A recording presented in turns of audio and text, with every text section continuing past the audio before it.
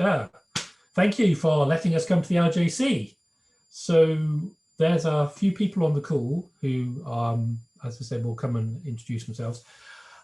The idea of this is that we come to the user groups and we have a conversation around Quarkus. And I say Quarkus and I say conversation because hopefully you will all participate in this, because otherwise it will be a short call. But the reason for doing this is manyfold, but one of them is just simply that those of us who've been in lockdown for some time, and I'm probably getting a little bit stir crazy, it's just good to have conversations with people rather than watch somebody do lots of lecturing and things like that. So that's what we're going to try and do today. Okay, I can't do that. It's that one. Yes, right. So how's it going to work? Well, much as it sounds like we're all going to stand up and play instruments, that's not what's going to happen. The whole theme about the rock show world tour, I think we've got a little bit carried away with. But as you can imagine, because of lockdown, when you're having conversations with people about why don't we go out to the user groups and explain what Quarkus is, and I said I want to do a world tour, it sort of grew into something with a slightly different theme. But you never know, when we get back to do this face to face, maybe we'll get some people at Red Hat who know how to play instruments, and maybe we can put together a Quarkus band. But we'll see. Adding more people. Okay. Right. So the way this is structured, and it's loosely structured because again, it all comes down to you participants asking questions and following along and doing all those sorts of things. So in a minute, I'm going to ask the Red Hatters who are on the call to help. To give you intro to understand what they're here for, what the background is, what their involvement with Quarkus is, the usual sorts of things. Then I'm going to spend 20-25 minutes talking about Quarkus and trying to give you an outline of what it is. And as you'll see, Quarkus is got many facets, so we'll have some fun trying to talk about what that is.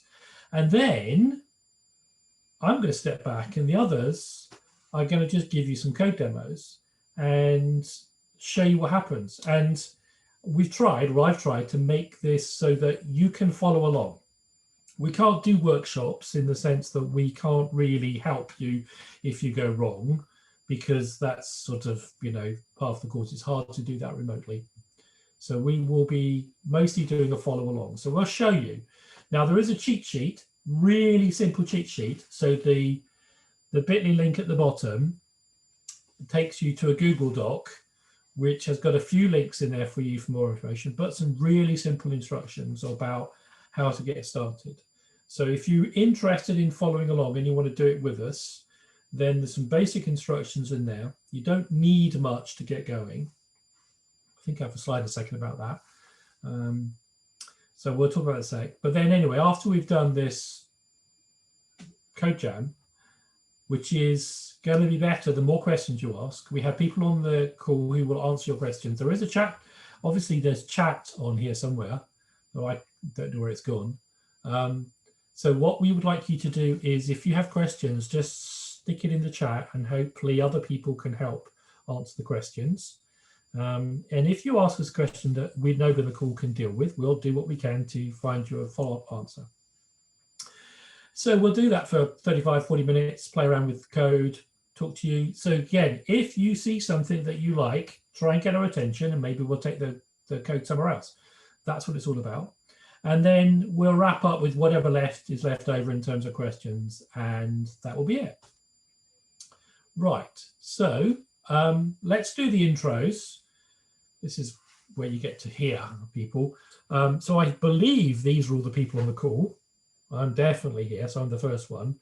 LJC guys, you know me. I don't need to be you don't need to hear me introduce myself, other than to say, in case you hadn't noticed, I don't work for Red Hat, and I've taken on the role of Quarkus Community Manager, which is why you're seeing these sorts of things.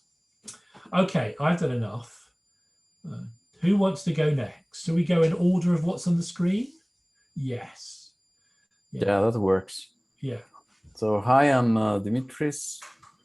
I used to run the application server team at Red Hat for 15 years. And the last 2 years, I'm the engineering manager of the wider Quarkus team. We have members here, experts from the team. We have Sane, we have Georgios, we have Sergey. So I hope we're able to field any questions you may have. Bear in mind, this is also the first installment of this world tour. So mistakes are bound to happen. So we're making history here. So thanks a lot for having us. Cool, thank you. Next. Hi, folks. I'm Georgios. I'm a member of the core Quarkus team, and I'll be making most of the mistakes today from since I'll be doing the demo. So you'll see a lot of mistakes as I type along. But yeah, like Steve said, just ask anything you want in the chat, and so we could try and pace this as best we can. For the benefit of y'all. And let's move on to Sunny, I guess. Yeah. Hey, hi all.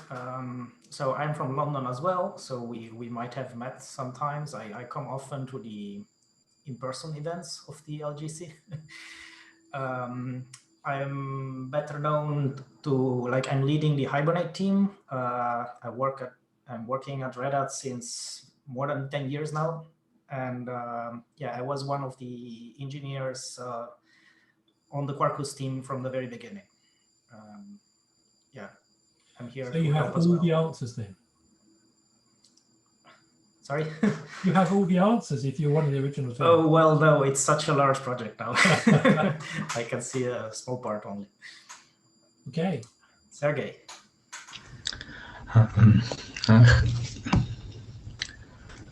Hello. Hello. My name is Sergey.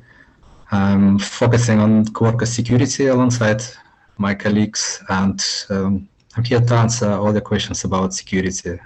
We work on making sure Quarkus offers production level security to our users. Thanks. Great, thank you. Okay, so I said, and I'll keep saying this, ask stuff on the chat. That's probably the most effective way of getting answers. And right at the end of the session, we'll go through and see whether we've missed anything or whatever. Okay, so what comes next?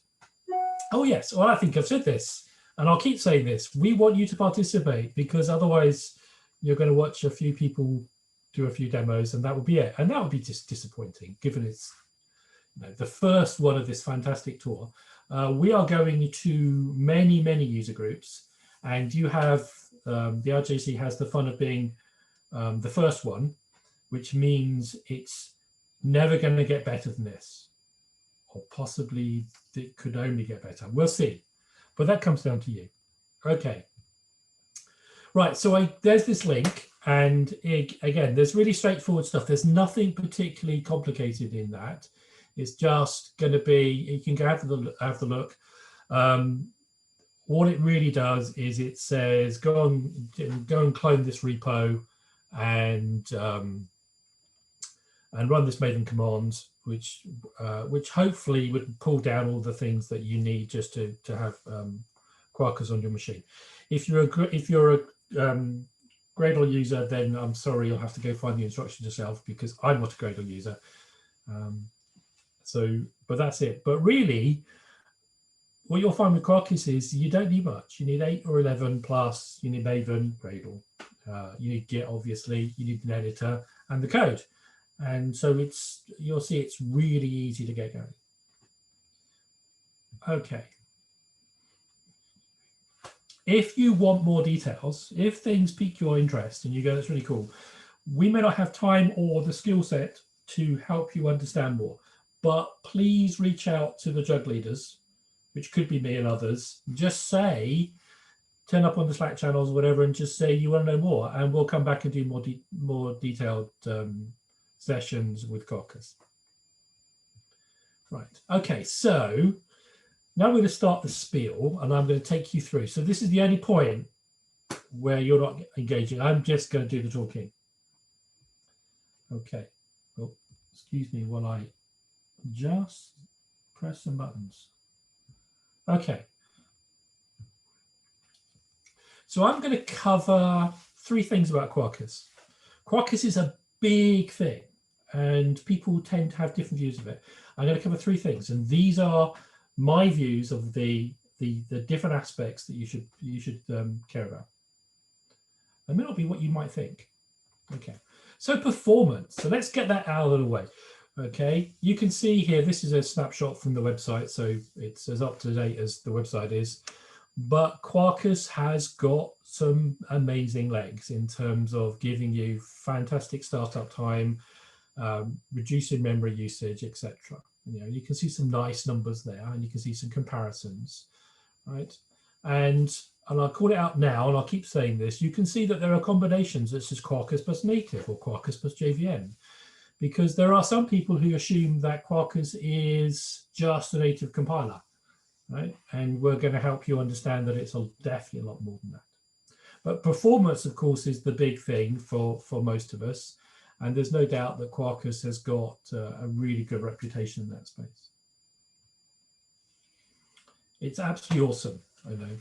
So what do we get here? So Quarkus it tailors your application for Graal and Hotspot.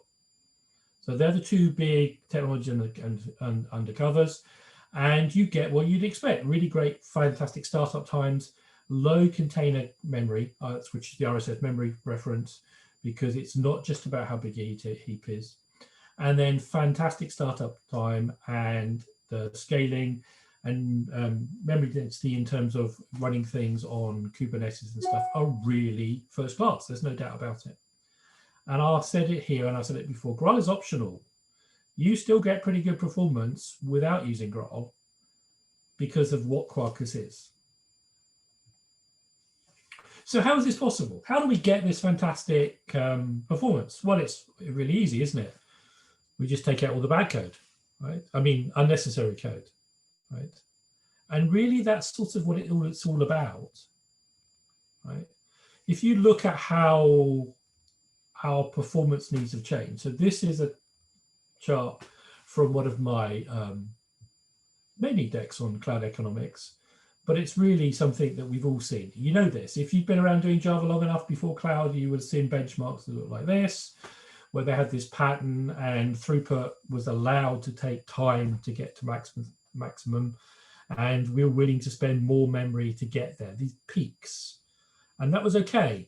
You know, that's what benchmarks look like, because that was what the economics, the natural economics of the time worked. That's what we did. But that doesn't work too much when you start having to pay for memory and paying for resource on a sort of by bytes basis, because suddenly you end up in situations where you've bought the next tier of AWS just to get your application to start, which is expensive. Or you're in the situation where it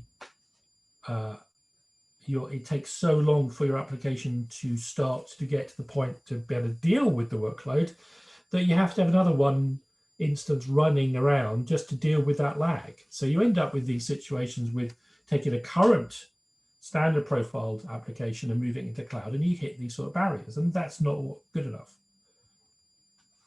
And so we're all trying to get to a performance pattern that looks like this. We want pretty much instant on and really consistent memory. And obviously as little as possible in terms of memory, but basically good value for money with no peaks and troughs, and start as quickly as possible. But if you think about what's going on, the reason that you have that incline, which is sort of like the red line here on the application, is if you look at how the resources that we use are consumed, where do they go? Where does the CPU and memory go? Why is it that it takes time for that application throughput to go from nothing to maximum? It's because we are spending, the JVM, your Java code, your dependencies, spend lots of time doing things, booting stuff up, getting things configured, and then of course there's all the jitting that's going on.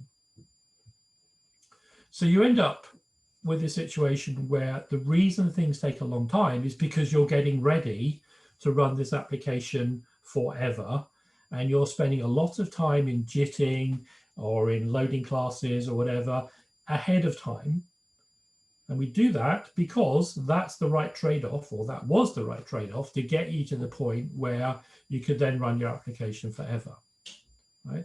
So the longer you let your application run, the faster it gets. And that's perfectly fantastic. Okay. Or to put it a different way, you put all this upfront cost, the green bit, upfront, so that you get an application that runs at the throughput that you want. And that was the trade-off. The problem now is if you take those wonderful patterns and you say, yeah, I want to take my application, but I'm going to turn it to microservice, and it's going to stop running after 10 seconds or whatever, you don't get what you expect.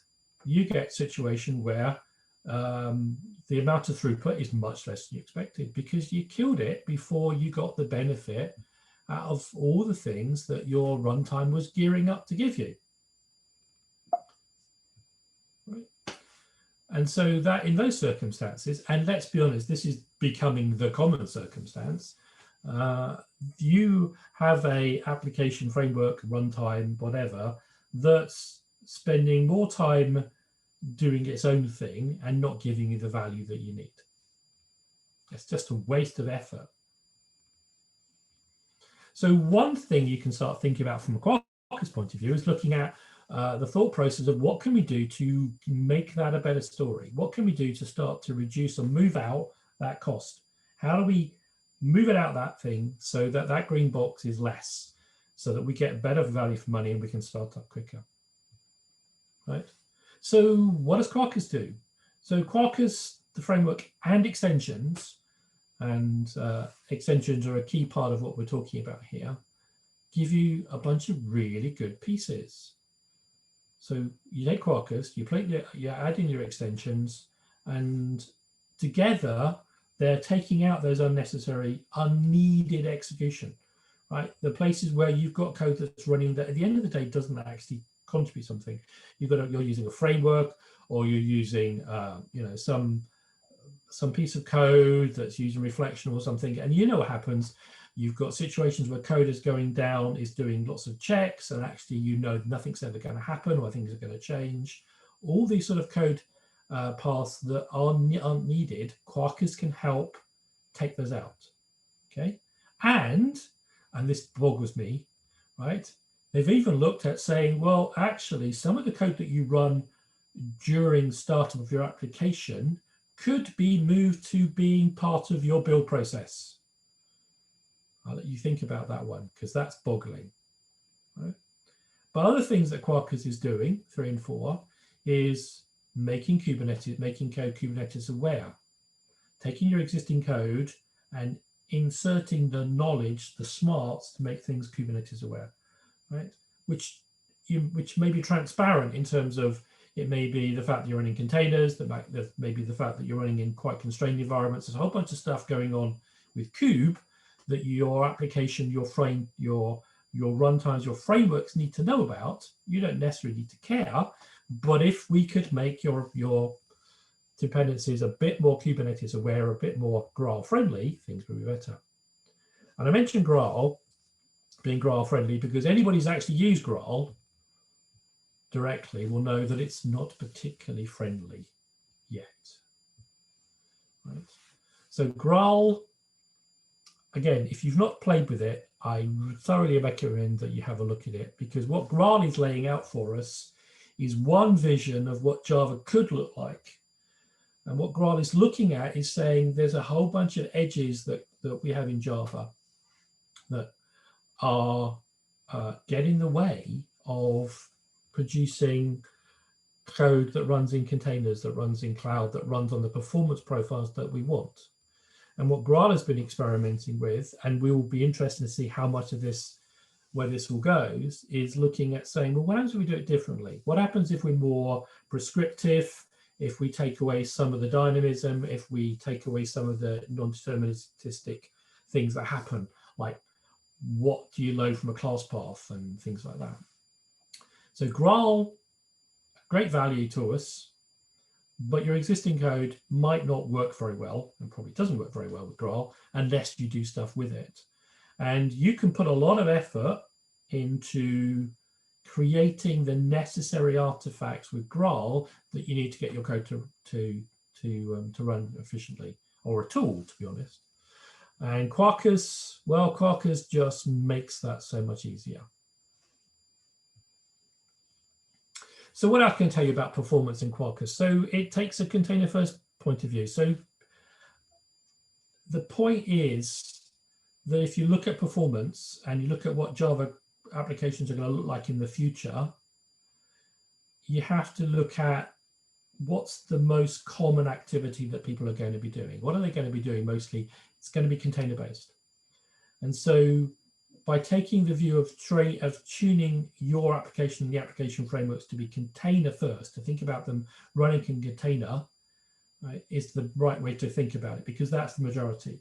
Stats are showing that something like 80% of us are using containers in production, and 60 or 70% of us are using Kubernetes in anger, and people are massively moving their Java code towards a containerized solution.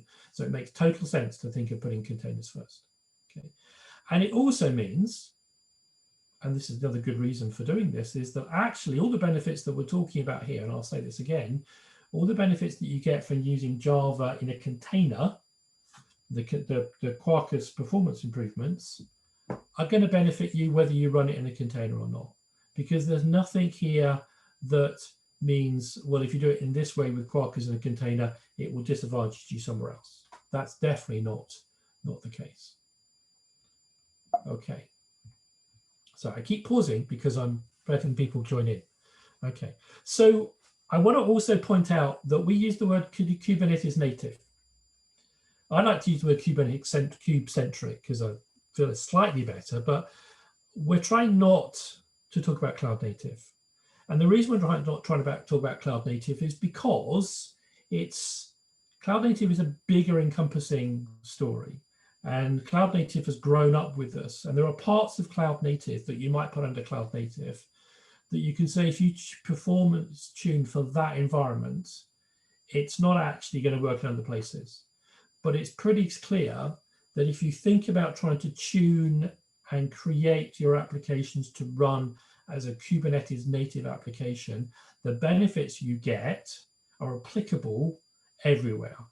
So it's Kubernetes native because that's the focus, but that's not the entirety of the story, because everything that happens that comes out of that is applicable everywhere else.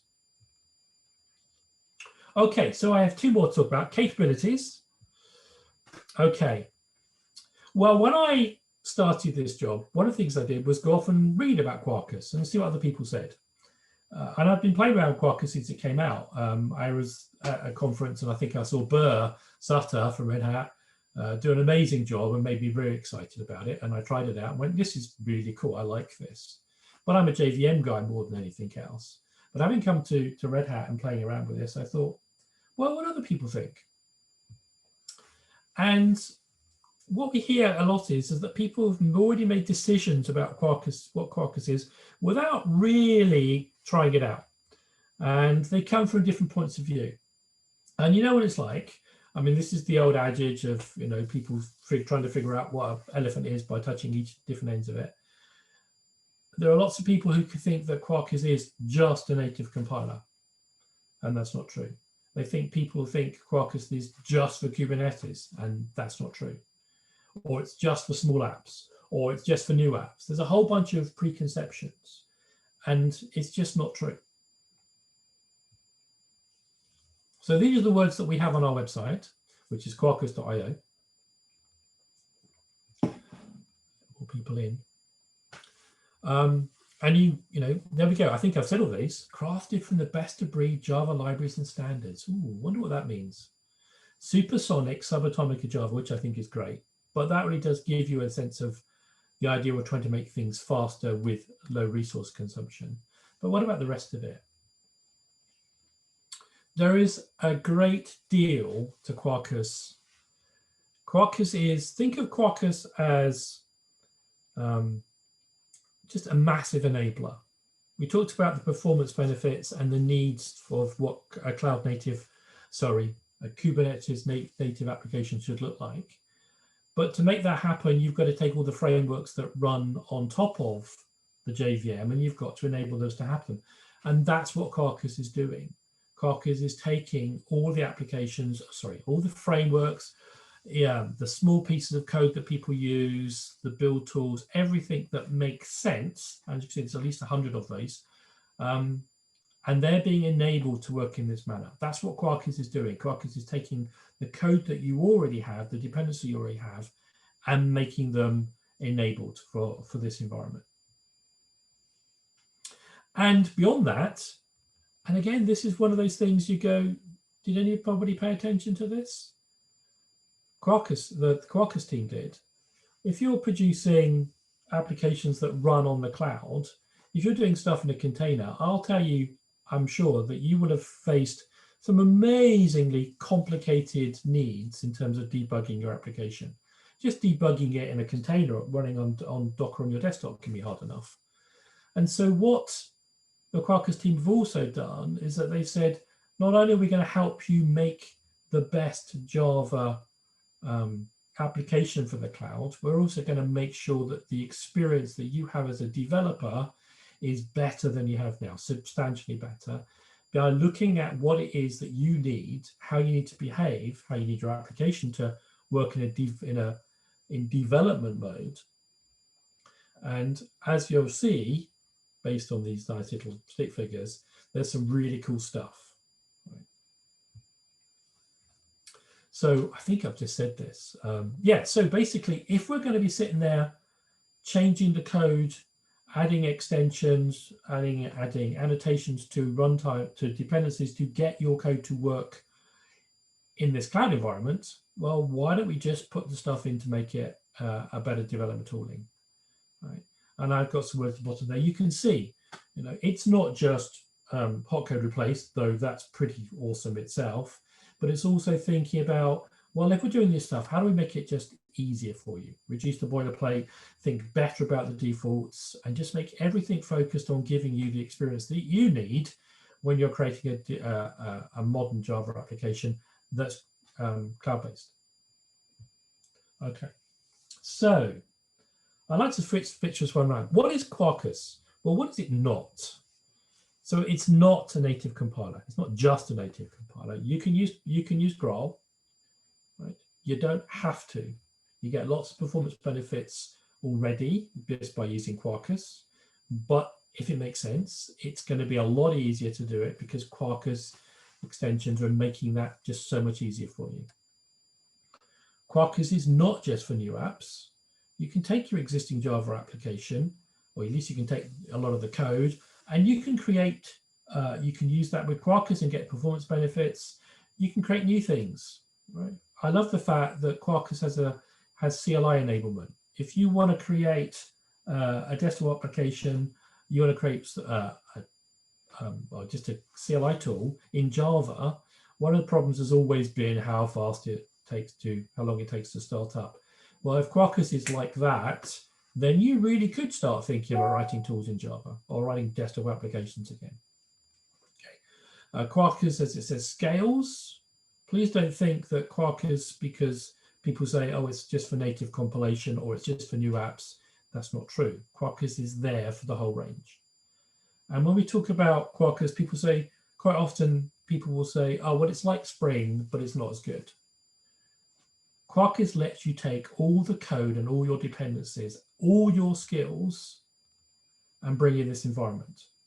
Basically, the only time that we're going to tell you that you can't do that is where you hit something that says, we can't make that work on cloud.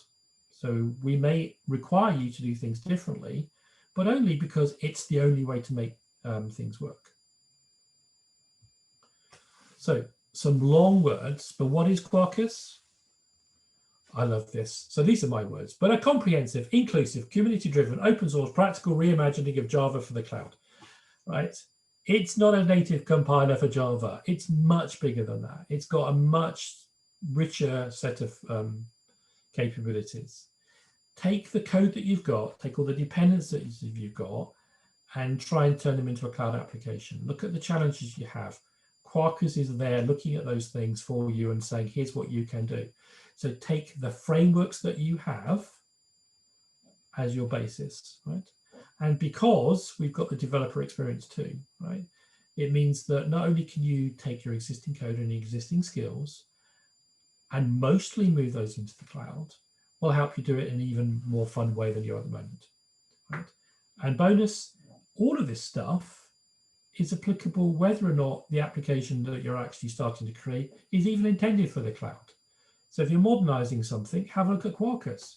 If you're creating something that's going to run on a VM in a cluster, take a look at Quarkus. You're not constrained, you're just empowered. Okay, and Quarkus extensions. I will wave my hands here because I keep reading about this and I keep going, this is magic. And I'm sure Georgios and others will tell me, or will go through all the magic. But actually, this is the jewel. We've got great performance, we've got great developer experience. But what you've actually got here is something really powerful. Those edges that you were going to hit when you try and create the performance profiles that you need, all the things we've talked about in terms of looking at the dependencies that you're using and going, well, it needs to be changed. It needs to be rewritten. It needs to be annotated. It needs to be, we need to generate things to make it work with Graal. All those sorts of capabilities are built into the extensions. So lots of the hard work is dealt with for you, right? And so you can go to the Quarkus list of extensions, and I think I've even got a list. And you can just go, well, I'll use the Quarkus version rather than the one I was using before, and magic happens. Not quite magic, but you know what I mean. And there are many of these things. Many of them are owned by the Quarkus team, but we have a community of extension writers, and many of the people who own the code that you're already using, the dependency you're already using, are creating and managing the extensions that we have. So look, loads. All right, this is just the last list. It just goes on. Lots and lots of extensions, and it continues. Right. So, wow. So we talked about performance and the fact that Quarkus is focused on giving you the performance you need. It's looking at doing it in a way that means you can take the majority of the code that you've got and definitely all the skills that you have and get started. It's inclusive. There's nothing that says, oh, you have to ditch everything else and just use Quarkus. It's like, no, take what you've got and bring it with you, okay? Which is just absolutely awesome. And of course, we've got this wonderful thing with developer environments, enabling your use of Graal really easily. And that's all fantastic. And then there's this last thing, because people, my Red Hat colleagues just don't realize how good they are. I've said that on video too, on recording too. But actually, when I joined Red Hat, I was just stunned to see how many people were working in the Java space. Just, there are so many people working for Java, okay? On the Quarkus side, apparently, and I'm sure this number grows daily, we have an enormous number of committers, and they're not all from Red Hat. But what you'll find from the Red Hatters is they're very practical and pragmatic people. They'll scratch their own itch. They'll scratch an itch for you, and they'll do it practically. There's not lots of blown up stuff. It is very much about what you need to happen. Okay, and that's really, really powerful to have people who are driven by Red Hat. No, that's the wrong way of putting it. Or maybe it's the other way around. Red Hat is driven by these people. It's all open source, right?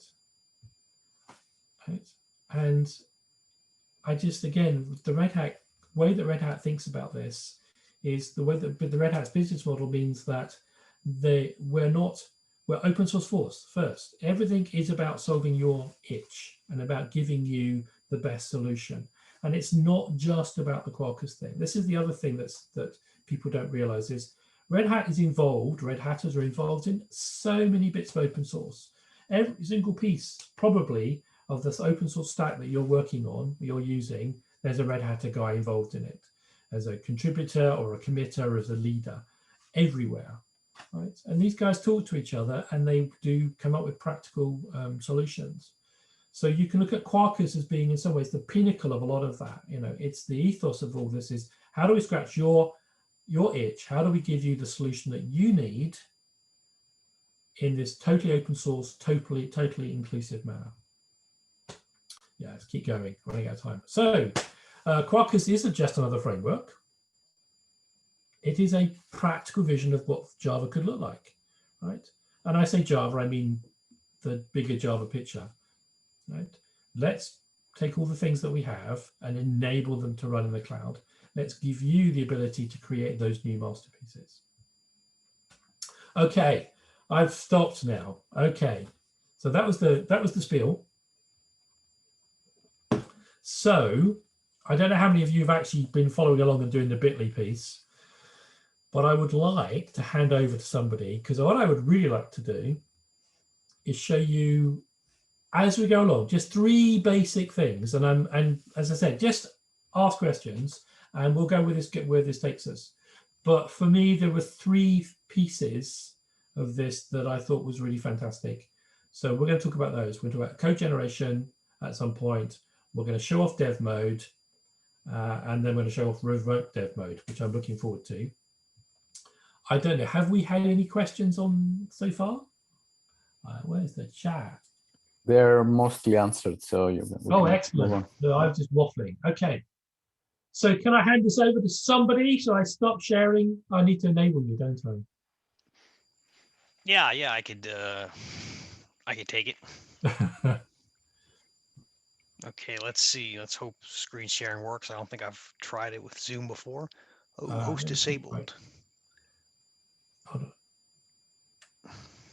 Yeah, it says you can do it.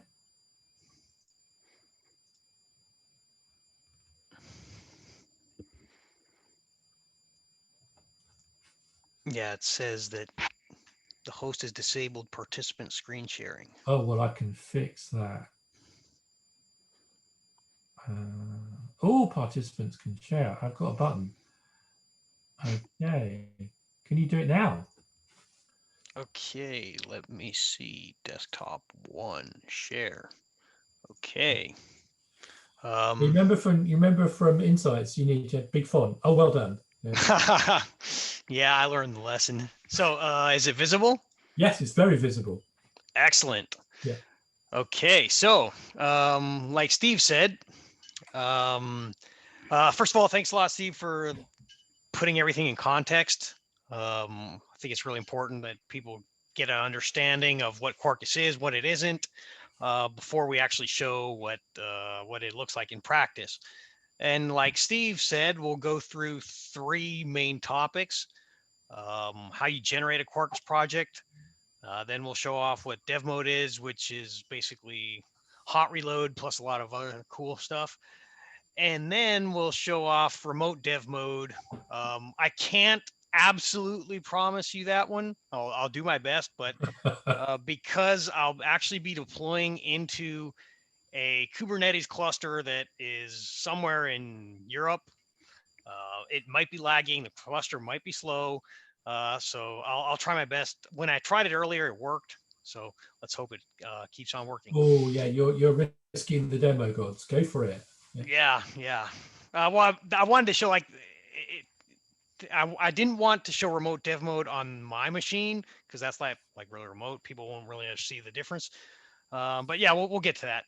Yeah. So let's go for Quarkus code generation, right? Well, project generation. So there are a few ways you could do that, but the way we see most users interacting and creating their projects is with code.quarkus.io.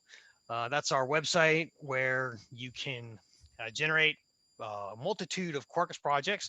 Like Steve showed earlier, there's a huge number of extensions that are available here. I'm obviously not going to go through all these, but pretty much most of your basic needs will be handled by one of these extensions. So let's say you need like Hibernate, you'd go here, you'd click Hibernate ORM, and let's say you wanted to do some Kafka, you'd also select a Kafka client, and so on and so forth. What we're going to do here today is basically I'm going to do, let's say, Quarkus World Tour is what I'm going to call the application. I'm going to select a Maven application because, like Steve, I'm also a Maven fan. And here, basically, we want a web. We're going to show like some very simple web capabilities. So we could select any one of the web extensions, but what I'll select here is Rest Easy Reactive, which is our new JAX-RS implementation that is based purely on Vertex. It's reactive if you want it to be. It doesn't have to be. We're not going to really show off the reactive stuff here, but we're going to use it as it's faster. And it's shinier, so we want shiny. We'll use that. Then I'm going to use the Kubernetes extension. What the Kubernetes extension will do is that it will allow Quarkus to generate Kubernetes manifests and allow us to actually deploy the application with one command. We'll be able to deploy our application into a Kubernetes cluster. Then also I'm going to use the Docker extension. So Container Image Docker will allow us to will allow Quarkus to create a container image from the actual application. So with one command, the final step will be with one command, we'll create a Quarkus jar. We'll create a container image from that jar, and then we'll push that container image along with all the necessary Kubernetes metadata to the Kubernetes cluster and deploy the application. So all that will happen with in one go. So I'll select these here. I'll go ahead and download the project. Well, I'm not going to download it because I already have that project generated. That's what I have in my IDE, but this is what I actually did to set that up. So the project is this here, right? This is what you would get from invoking the generator. Now, for those of you who are more like, let's say, command line, friends of the command line, you could also do something like this, which is MVN. Basically, you execute a Maven goal where you create a project using the Quarkus Maven plugin, and you select the various things like the project group ID, artifact ID, the class name of the web resource, the extensions, and so on and so forth. You can obviously do this. There's also a dedicated Quarkus CLI that can do this in interactive mode. But most people, you just use code.quarkus.io because it's the easiest experience. So that is what we have for project generation. Now, do we have any questions regarding project generation, or should I move along to the dev mode and do some simple live coding? I think you're yes, it's go for it. People say run it. Okay, cool. We'll run it. So yeah, basically if you folks could monitor the chat and like relay questions to me if necessary, because it's kind of hard to like follow the chat while writing the code as well. Yep. Great, thank you. So basically, dev mode in Quarkus means that I will start Quarkus with MVN Quarkus dev. Also, a note that because I'm using IntelliJ IDEA Ultimate Edition, IntelliJ also has pre-built-in Quarkus support. So if I ran this thing, it would be the same thing as what I'm doing here on the command line. But I'll just show the command line because I don't know, it's I'm more used to it than pressing buttons in the IDE. So this is Quarkus dev mode. Quarkus dev mode basically takes your code and it will allow us to write and execute and change code in a hot reload fast. And that means I'll write code and I will never restart the application, but all the changes I make will be visible automatically. So what do I have here? I have here to start out with a JAX-RS resource that is simply responding hello on the /hello endpoint. Now that will look like this. So basically, if I go localhost 8080 hello, I will get hello, right? That's what we expected right here. Now, if you should take away like one thing from what Quarkus Dev is, it's this right here. That I'll make a change, I'll reload in my browser, and I automatically see it, right? So I changed nothing else. I just changed the code, and it automatically showed up right here, which is pretty amazing, right? And it's obviously not limited to just changing a method body. Right, just do that again. Yes, let's do that again. Okay, hello. Right. So let's say I want to add another method, hello2, where I do path 2, hello2. So if I do hello2 here, oh, I made a mistake, obviously. So yeah, that's another good thing that I'll talk about. Okay, so hello2. So you saw that I added a second endpoint, which I called hello/2, and it returned 2. And if I change this, then it'll obviously reload instantly. So you see that I write code in my IDE, I just refresh my browser, and I instantly see the changes. So what Quarkus is doing behind the scenes here is detecting the changes, and it's reloading very, very quickly. So you basically don't see any of the stuff going on behind the scenes because it reloads so quickly that your eye, let's say, doesn't have a chance to see that it's actually like doing stuff behind the scenes. If you look, of course, at the console output, then you'll see that, yeah, a bunch of stuff happened, but it doesn't really matter. Of course, I could take this away and I can hit it and it's no longer there. So the other thing that the dev mode does is that it shows you very good error messages. So in production, you obviously don't want to leak all this information, like what the various endpoints are, like what they produce and all, what the static resources are and all the extra stuff that will show. But when you're developing your application, all this stuff is super useful. And that's why Quarkus Dev is more than just live reload coding that we'll show more of. It gives you an environment where you have so much more information that's useful in the context of developing your application. So if I go here, hello, then I get hello. Now let's make something like a little more interesting because, like, yeah, I just changed the method or whatever.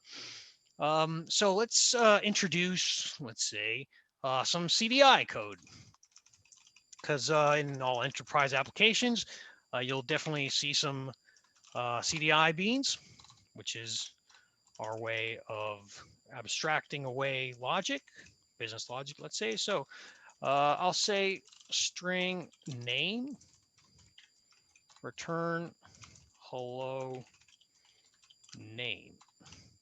Okay, so this is the greeting service.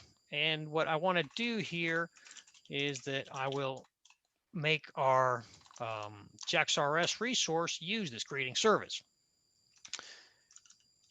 And I'll say here, and so we also want a name, right? So let's go with query param name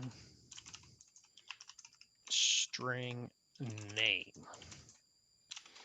Okay, so what I've done here is I've added a new class called greeting service, and I've also added a query param, which I'll also give a default value. And let's say the default value is world. And I'll go here and I get hello world. See, so I added new stuff and this automatically just worked, right? So that's what people in like who are developing scripting languages are used to. Or like, yeah, I just code in my IDE and stuff automatically happens. And that's really the sort of experience we wanted to bring to Java developers. Because something like this isn't really what most Java developers are used to.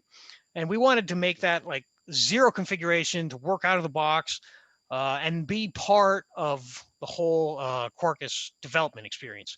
So of course here, if I go and say name is London, I meant to say London, it's hello London. So that's great. Now let's say we want to make some, we want to add some configuration, right? Because yeah, you're not supposed to, we all know that we're not supposed to hard code like various things into our code. So we want to make it externalized configuration and use externalized configuration. So let's say prefix, and we'll pass this here, and we'll use microprofile configuration, which Quarkus integrates with out of the box. So with microprofile configuration, what you do is that here you, I'll expect a property named greeting prefix, and I'll hope that this works. So I'll try to execute here, and it doesn't work, right? It doesn't work because I made a user error, and I expect Quarkus, being all high and mighty on developer joy and everything, to give me a great error messages, and that's exactly what it does. You see here, first line, I see that no config value of type string for greeting prefix. And that is immediately actionable, right? So I immediately see in the browser, I see a great error message that while I'm developing, I can actually act on. And how do I act on it? I'll go to I'll go to application properties, which Quarkus uses by default for configuration. I'll say greeting prefix hi. And now if I restart, yeah, sorry, I made a mistake here. In the greeting service, I didn't use this. I'll say prefix, and it's hi London. So you see here that not only is code hot reloadable, but there's configuration that's hot reloadable as well.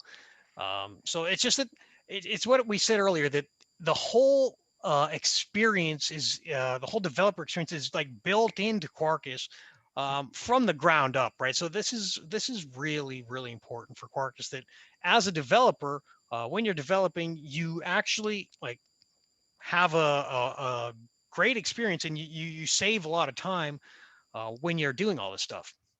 And let's see what else there is with Quarkus, with what the dev mode does. So because I started Quarkus in Quarkus Dev, what we saw earlier, that MVN command I launched earlier, you actually have this awesome console that we've built into Quarkus to give you more information about, to give you actually like a holistic picture of what's going on deep inside your application. So again, this stuff is only visible when you're launching the dev mode. It is not at all present when you're running the actual application in production.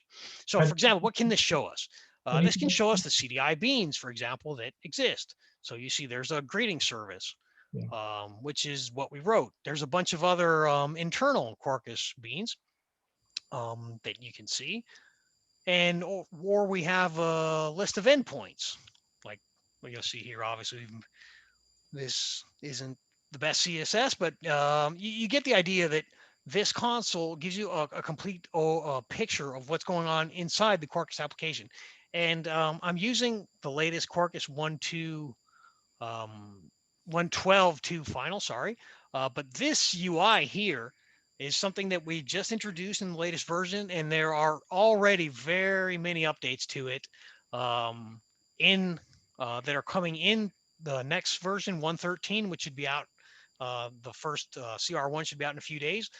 So expect this UI to give you even more information and look a lot better in coming versions.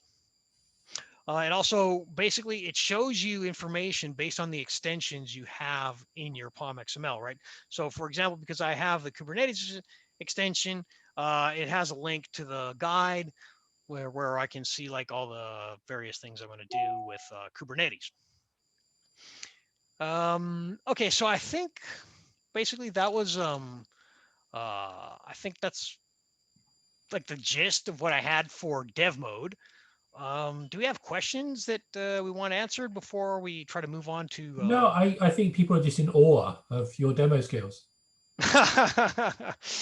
Well, maybe they've been quarantined too long. so just to recap, those are the boxes that we're looking at. You get every time you use a different extension, you get the box just turns up.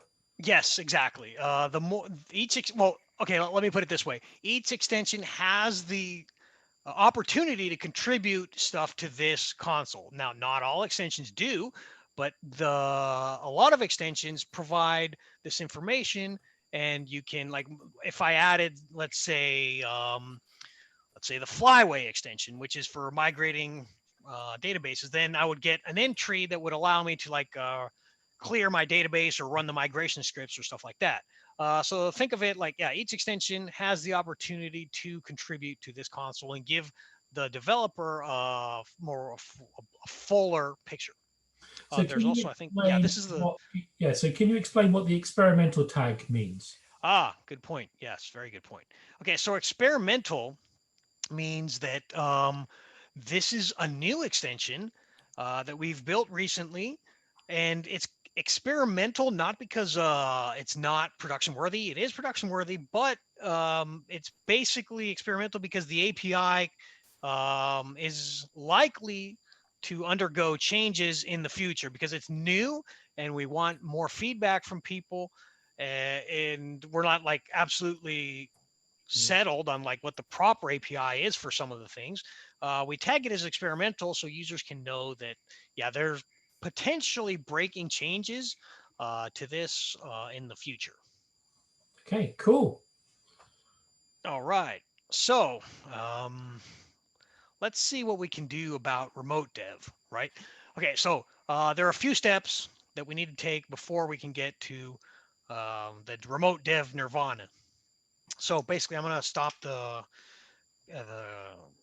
Quarkus dev mode. Now, I need to do a few things. First of all, like I said earlier, I added the Kubernetes extension in the container image Docker extension.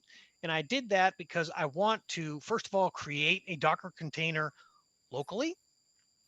And second of all, I want to be able to deploy my application into a Kubernetes cluster.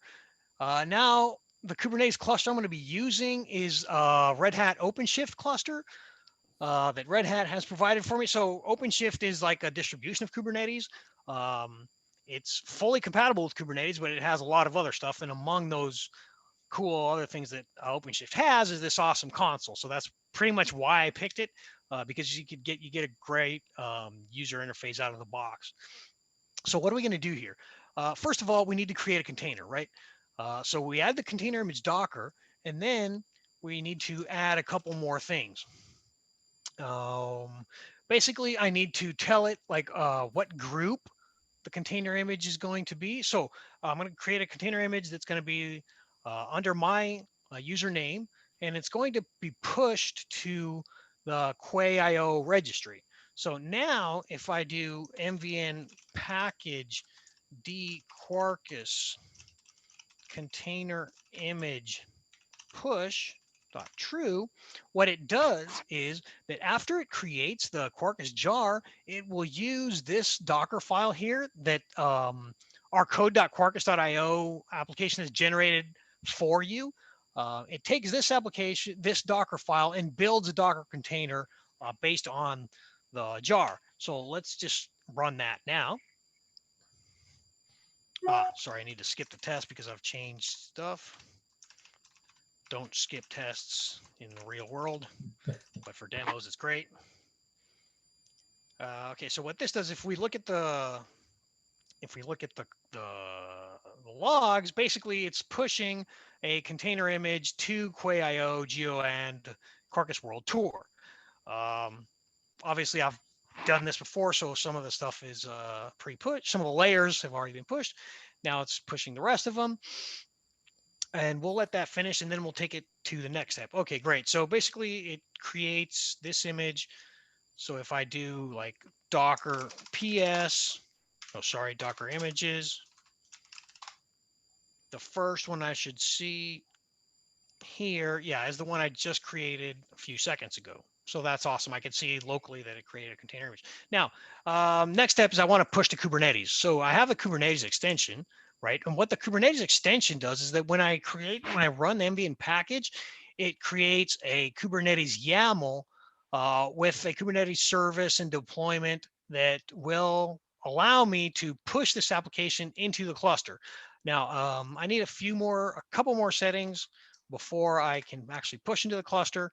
What I need is these two settings. So basically, because my cluster, when I do kubectl, I get pods, there are no pods yet, but because this cluster uses a self-signed certificate, I need to tell Quarkus that when you're contacting the Kubernetes API server, you need to trust the certificate. And also what I want to do is I want to add an environment variable into the Kubernetes YAML that's called, let's do package, that's called Quarkus dev mode. Sorry, I need to skip test again. That's called the Quarkus like launch dev mode or something like that. Yeah. So basically, we're going to take the application, we're going to run it in Kubernetes, but we're going to run it in remote dev mode. So this is like locally, if I was going to do this remote dev locally, I would just export this environment variable. But because I'm going to run in Kubernetes, I need to add it to the manifest. So when the application actually runs, then it uses this. Now, all this is explained in, let me see, Quarkus remote dev mode. Come on.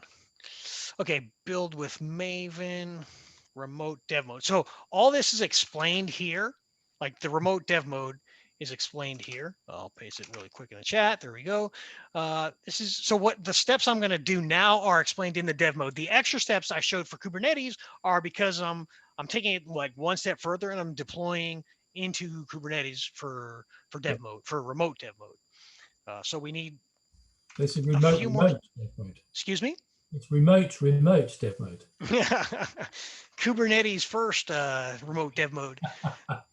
So the settings I added are basically the ones you see here, right?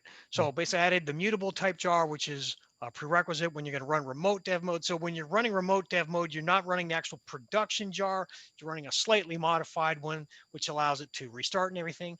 It has a password. So like when we're going to connect to it, we can actually change. Someone else can't change it unless they know the password. And the URL here is the URL, the external URL we're going to be able to hit the application with. So now, here's the kicker, right? I just added a few configuration settings. And now, just by doing Quarkus, before we do that again, let's do get pods. Get pods. There are no pods in the namespace I'm using, which is called Quarkus World Tour, as you see here. And now the awesome thing is that if I do Quarkus kubernetes.deploy.true, what it's going to do now is that it's going to build the jar, build the container image, push it to Quay. And after it's pushed to Quay, it will also take this Kubernetes YAML and apply it to the cluster that I'm targeting. So that'll take, because like I said earlier, the cluster is somewhere in Europe. And yeah, I also have to push the image to Quay. This might take a minute or so. Hopefully everything will, hopefully I won't get any network timeouts or anything. It should be okay. Let's see. I like the fact that the world is building stuff on Kubernetes because it's solid, rock solid. But as developers, we're always going, anybody got a Kubernetes cluster I can use? Yeah, I mean, let's say DevOps folks love Kubernetes because, yeah, it does so much stuff for you. But a lot of the times us as developers are like, man, I don't want to deal with Kubernetes. I just want to run my stuff locally and all that stuff. But I'll explain like why this remote dev mode, once we show it actually working, I'll explain like why we think this is really important. So you see here in the UI that it told me that it deployed to the cluster. And now if I do kubectl get pods, I see my pod running, which is amazing. And if I go here to the UI, I also see it running. And what I'll do is, oops, no, that's not what I wanted to do. I wanted to hit the application from the outside. Okay, so I do hello. Okay, so what I'm seeing here is actually the application that I'm running, and it's running inside Kubernetes. So I deployed it and now I just hit it. Now the real magic here is that I want to change this and say, hello. Let's just suppose that I change the default.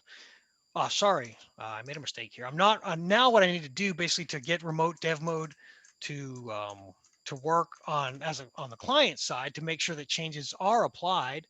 I need to run an extra command here, which is yes, this is this command right here. So the server is running, but now as a client, I need to actually run the application.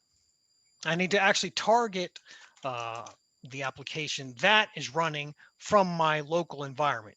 That should, let's see how that goes. So basically I just ran, instead of Quarkus dev, I ran remote dev and I gave it the same URL that I'm using here. It seems that it's connected, which is awesome. So if I change this from world to London, I should see hello. I should see hi London and there you go. Yay! So that was like in my mind, I think that's pretty amazing. You change stuff locally, and it just reflects the change on the cluster. And I said I'll explain why I think this is important. I think it's important because first of all, for two reasons. First of all, your application is running in the actual environment that it's going to run in production. That's first. And the second reason is that it's very likely that there are services running in a production or staging environment that you cannot run easily locally. So you might not be able to run Kafka locally, like with 3 Kafkas and 3 zookeepers and a database. You might not be able to run that stuff locally. So if you can actually just like code locally, but have your application run in the, let's say, a staging environment with the actual services will communicate, that really simplifies the setup a lot, I think. There's a good question, George, there. Cool. Yeah. The last one you mean? Is it generating and pushing new images? Yes, so basically what it's doing is if we look at, I'm assuming we're talking about the remote dev mode, right? Yes. Yeah. Yes. Okay. So the remote dev mode is not generating a new image, and it's not pushing the image to Quay, and it's not redeploying the application to Kubernetes. What it's doing is over the wire, over HTTP, it's pushing binaries that reflect the changes between the client and the server.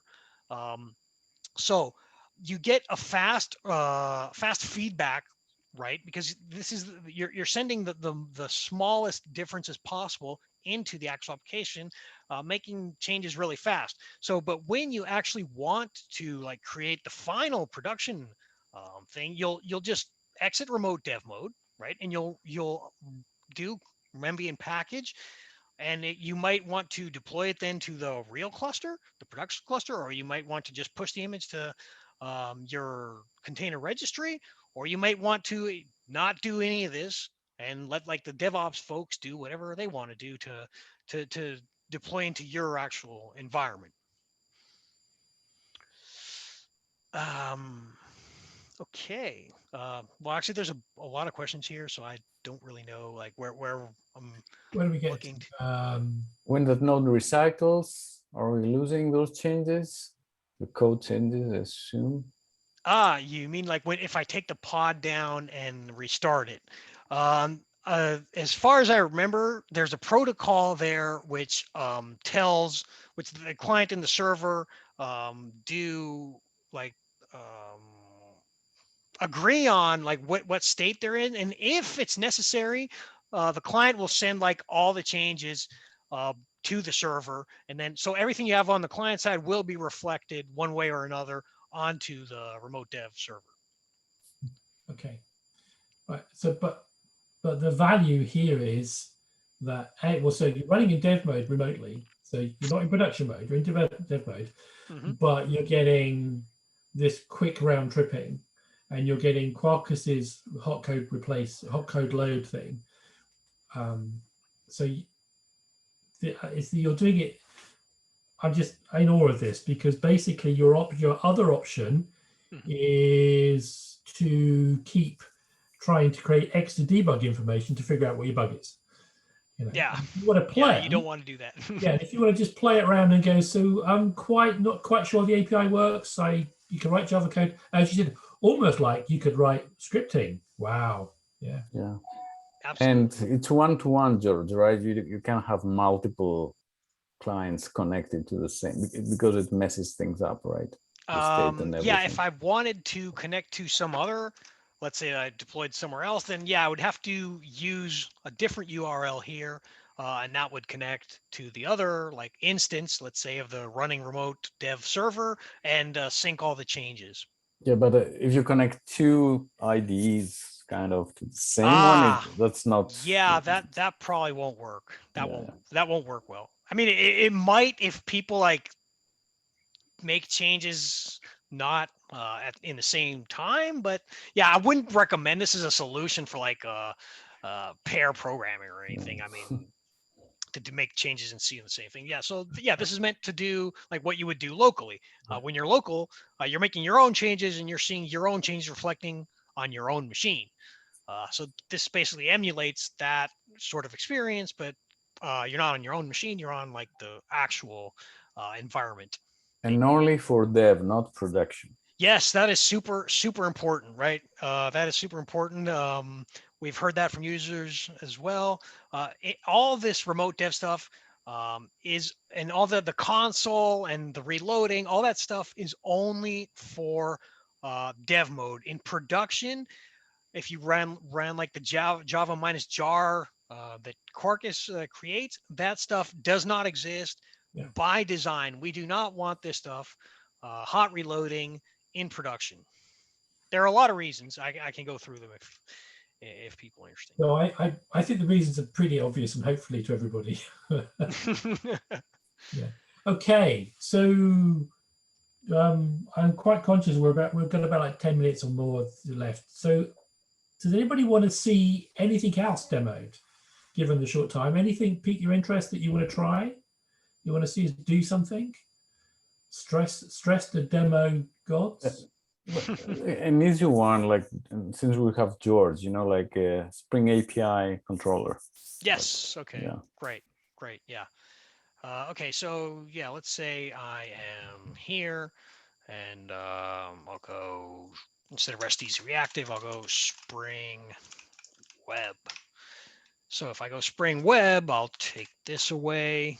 I need to refresh my IDE.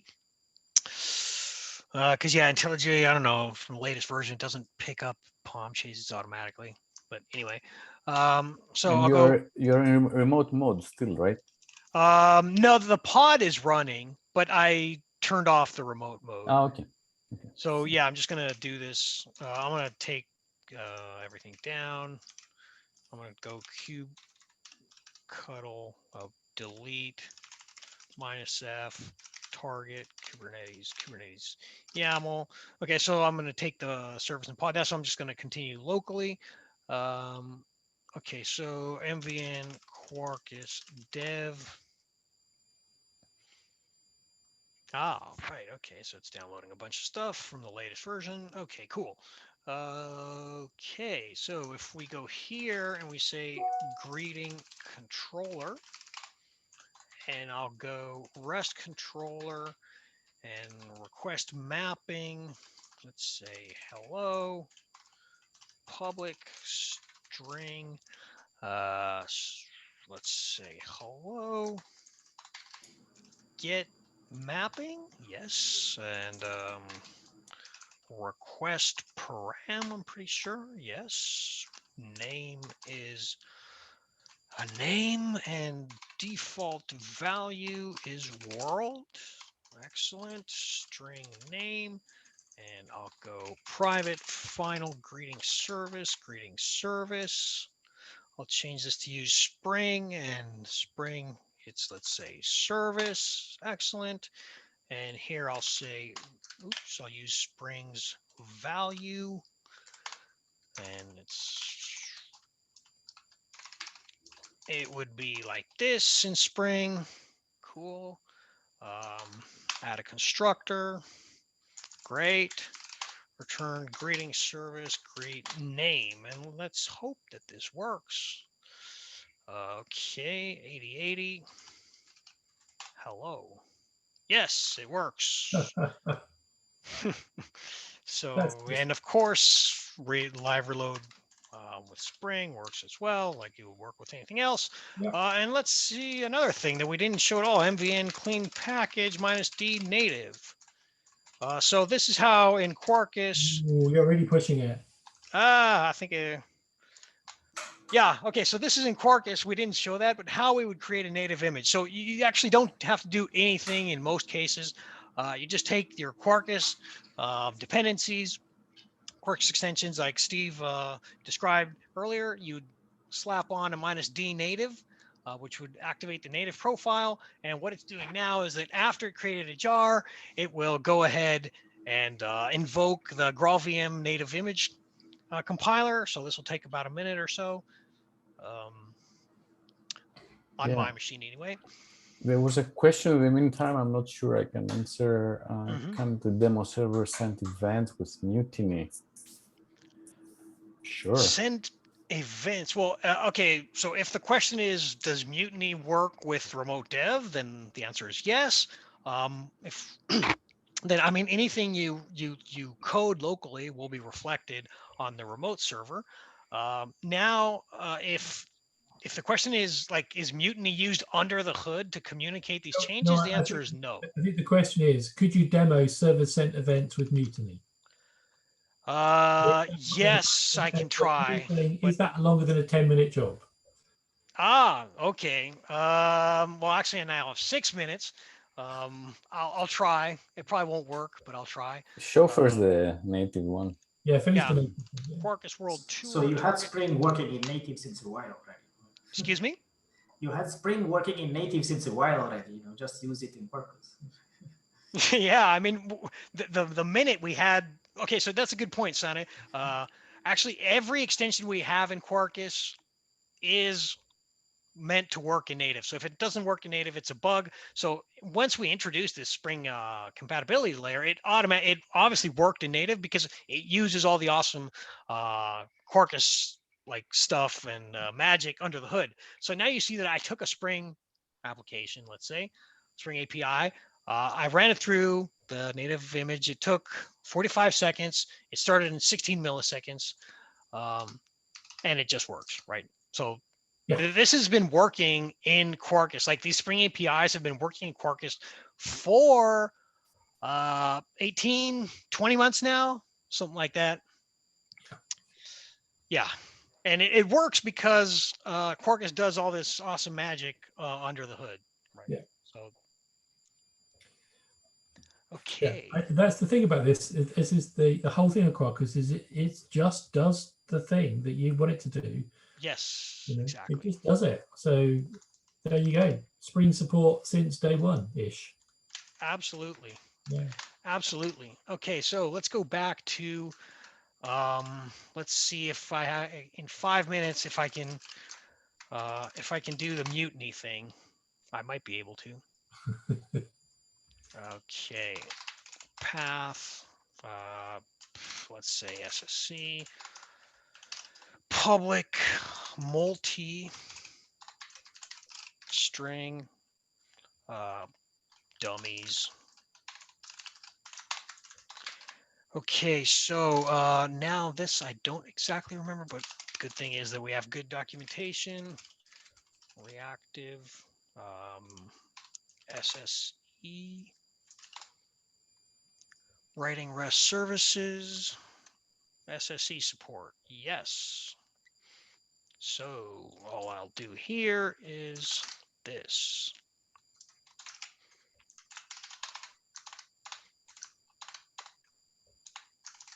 Server sent events, and REST SSC type will be text plain.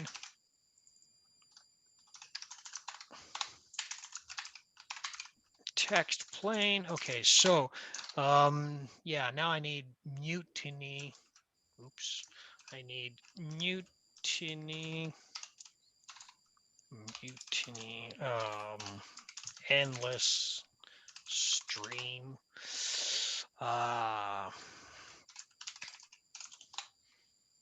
Small ride Mutiny. Now, yeah, I need to. I don't exactly remember Okay, create from items. Okay, yeah, I could just do something simple. Items 1, 2, 3, 4, 5. Create from items. Okay, yeah, so just do integer here. Okay, let's see if this actually works. I'll be impressed. Okay, Quarkus dev. Let's see. Okay, so 8080 SSE. Nah, I think Chrome does a better job with this. Yeah, okay. So if I delayed, let's say, is there a delayed on? There's got to be a delay here somewhere. Nah, this isn't it. Delay, so guides. Delay. How to delay events. On item, delay it by. Okay.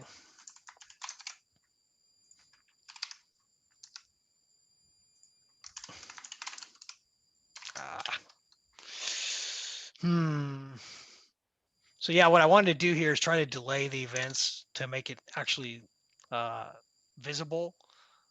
That okay, throttling a Uni. Okay, maybe this will work. Duration. Okay, random. Millis. Give me like 2000 Uni.